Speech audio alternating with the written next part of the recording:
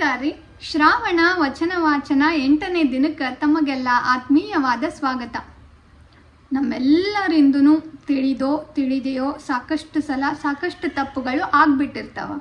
ಅಷ್ಟೆಲ್ಲ ತಪ್ಪು ಮಾಡಿದವರಿಗೆ ಕ್ಷಮೆ ಅನ್ನೋದು ಸಿಗ್ಬೋದು, ಸಿಗ್ಲಿಕ್ಕಿಲ್ಲ. ಯಾವಾಗ ಕ್ಷಮೆ ಸಿಗ್ತದ, ಅಕಸ್ಮಾತ್ ನಾವು ತಪ್ಪನ್ನು ತಿದ್ದಿಕೊಳ್ಳದೆ ಹೋದರೆ ಏನೆಲ್ಲ ಆಗ್ತದ ಅನ್ನೋದನ್ನು ಭಾಳ ಚೆಂದಾಗಿ ಇಲ್ಲಿ ಶರಣೆ ವಿವರಿಸ್ಯಾರ. ಯಾವ ಶರಣೆ ಅಂತಂದ್ರೆ, ಪುಣ್ಯಾಂಗೆ ಆಗಿದ್ದಾಕೆ ಪುಣ್ಯಾಂಗೆ ಆದಾಕಿ. ತಿಳಿಲಿಲ್ಲೇನ್ರಿ? ಸೂಳೆ ಆಗಿದ್ದಾಕೆ ಶರಣೆ ಆದಾಕಿ. ಹೌದು, ಸೂಳೆ ಸಂಕವ್ಯೆಯ ಅಪರೂಪದ ಒಂದೇ ಒಂದು ವಚನ ಇಲ್ಲಿ ತನಕ ಸಿಕ್ಕಿದ್ದು. ಆ ವಚನವನ್ನು ಕೇಳಿ ವಚನದ ಸಾರವನ್ನು ಅರಿಲಿಕ್ಕೆ ಪ್ರಯತ್ನ ಮಾಡೋಣಂತ. ವಚನ ಹಿಂಗದ ಕೇಳ್ರಿ. ಒತ್ತೆಯ ಹಿಡಿದು ಮತ್ತೊತ್ತೆಯ ಹಿಡಿಯೇ, ಹಿಡಿದಡೆ ಬತ್ತಲೆ ನಿಲ್ಲಿಸಿಕೊಳ್ಳುವರಯ್ಯ. ವ್ರತಹೀನ ನರಿದು ಬೆರೆದಡೆ ಕಾದ ಕತ್ತಿಯಲ್ಲಿ ಕೈ ಕಿವಿ ಮೂಗ ಕೊಯ್ವರಯ್ಯ. ಒಲ್ಲೆನೊಲ್ಲೆ ಬಲ್ಲೆಯಾಗಿ ನಿಮ್ಮಾಣೆ ನಿರ್ಲಜ್ಜೇಶ್ವರ.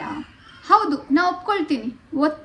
ಒತ್ತೆ ಅಂತಂದ್ರೆ ಸೂಳೆಗೆ ಕೊಡುವಂಥ ಹಣ. ಯಾರು ತನ್ನ ದೇಹವನ್ನು ವ್ಯಾಪಾರದ ವಸ್ತುವನ್ನಾಗಿ ಮಾಡಿಕೊಂಡು ಬದುಕನ್ನು ಕಟ್ಕೊಂಡಿರ್ತಾರೆ ಅವರನ್ನು ವೇಶ್ಯೆ, ಸೂಳೆ ಅಥವಾ ಪಣ್ಯಾಂಗೆ ಅಂತ ಕರೀತಾರೆ. ನಾ ಒಂದು ಕಾಲಕ್ಕೆ ಒತ್ತೆ ಹಿಡ್ದೀನಿ ಅಂತ ಹಣ ತಗೊಂಡಿನಿ, ನನ್ನ ದೇಹವನ್ನೇ ವ್ಯಾಪಾರದ ವಸ್ತುವನ್ನಾಗಿ ಮಾಡಿಕೊಂಡು ನಾ ಹಣ ಗಳಿಸಿದ್ದು ನಿಜ. ಆದ್ರೆ ಈಗ ಮತ್ತೆ ನಾ ಒತ್ತೆ ಹಿಡಿಯೋಂಗಿಲ್ಲ. ಯಾಕಂದ್ರೆ ನನಗೀಗ ತಿಳಿದದ. ಅಕಸ್ಮಾತ್ ನಾ ತಿಳಿದು ತಪ್ಪು ಮಾಡಿದ್ರೆ ಏನಾಗ್ತದ? ಬತ್ತಲೆ ನಿಲ್ಲಿಸಿಕೊಳ್ಳುವರಯ್ಯ ನನ್ನ. ದೇವರಿಗೆ ಹೇಳ್ತಾಳೆ, ನಾ ಮತ್ತಿನ್ನು ತಪ್ಪು ಮಾಡಕ್ಕೆ ಹೋಗೋದಿಲ್ಲ. ಅಕಸ್ಮಾತ್ ತಪ್ಪು ಮಾಡಿದರೆ ನನಗೆ ಬತ್ತಲೆ ನಿಲ್ಲಿಸಿಕೊಳ್ತಾರ. ಕಾದ ಕಬ್ಬಿಣ ತಗೊಂಡು ನನ್ನ ಕಿವಿ ಮೂಗು ಕೈಯ ಕೊಯ್ತಾರ. ನಾ ಅಂಥ ತಪ್ಪು ಆಗ ತಿಳಿಯದಿದ್ದಾಗ ಮಾಡಿದ್ದು ನಾ ಒಪ್ಕೊಳ್ತೀನಿ. ಇನ್ನು ತಿಳಿದ ಮೇಲೂ ತಪ್ಪು ಮಾಡೋದಿಲ್ಲ. ನಾನು ಈಗ ಗೊತ್ತಾಗ್ಬಿಟ್ಟದ, ನಾ ತಿಳಿದ ಮೇಲೆ ತಪ್ಪು ಮಾಡೋದಿಲ್ಲ. ನಿರ್ಲಜ್ಜೇಶ್ವರನೇ ನನ್ನ ಪತಿ, ನಿಮ್ಮ ಮೇಲೆ ಆಣೆ ಮಾಡಿ ಹೇಳ್ತೀನಿ ಅಂತ ಹೇಳಿ ದೇವರಿಗೆ, ನೀನೇ ನನ್ನ ಪತಿ, ನಾ ಇನ್ನು ನನ್ನ ದೇಹವನ್ನು ಮಾರಾಟ ಮಾಡ್ಕೊಳ್ಳೋದಿಲ್ಲ, ನಾನು ಪುಣ್ಯಾಂಗೆ ಆಗಿದ್ದಾಕೆ ಪುಣ್ಯಾಂಗೆ ಆಗಿ ಬದುಕನ್ನು ಕಟ್ಕೊಳ್ತೀನಿ ಅಂತ ಹೇಳಿ ದೇವ್ರ ಮೇಲೆ ಪ್ರಮಾಣ ಮಾಡಿ ತನ್ನಷ್ಟಕ್ಕೆ ತಾನು ಬದಲಾಗಿ ಹೊಸ ರಥವನ್ನು ಕೈಗೊಳ್ತಾಳೆ. ಅದು ನಿಜವಾದ ರಥ. ಅಂಥ ತಪ್ಪಿಗೆ ಖಂಡಿತ ಭಗವಂತ ಕ್ಷಮಿಸ್ತಾನೆ.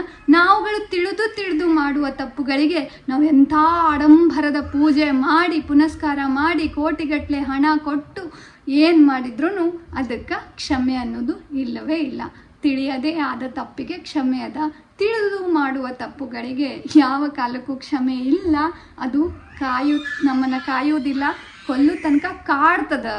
ಅಂಥ ಕಾಡಾಟಕ್ಕೆ ನಾವು ಗುರಿಯಾಗೋದು ಬೇಡ. ಸಾಧ್ಯ ಆದಷ್ಟು ತಪ್ಪುಗಳಿಲ್ಲದ ಬದುಕನ್ನು ಬದುಕೋಣ. ಮನುಷ್ಯರು ಅಂದಮೇಲೆ ತಪ್ಪುಗಳಾಗೋದು ಸಹಜ.